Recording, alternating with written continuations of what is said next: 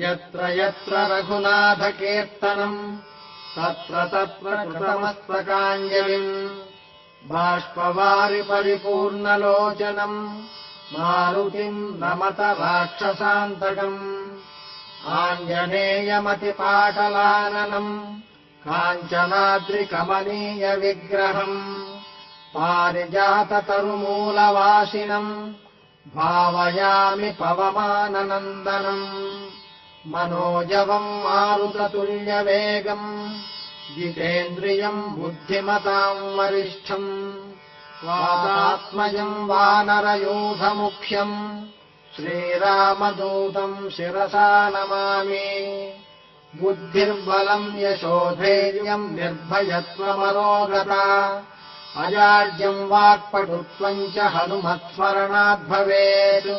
हनुमानम् जनासूनुर्वायुपुत्रो महाबलः रामेष्टः फल्गुणस्रखः पिङ्गाक्षोभितविक्रमः उदधिक्रमणश्चैव सीताशोकविनाशकः लक्ष्मणप्राणदाता च दशग्रीवश्च दर्पः द्वादशैतानि नामानि कपीन्द्रस्य महात्मनः स्वापकाले पठेन्नित्यम् यात्राकाले विशेषतः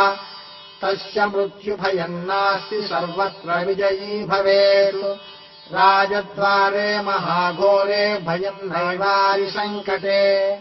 ब्रह्मराक्षसभूतानाम् भयलेशो न विद्यते।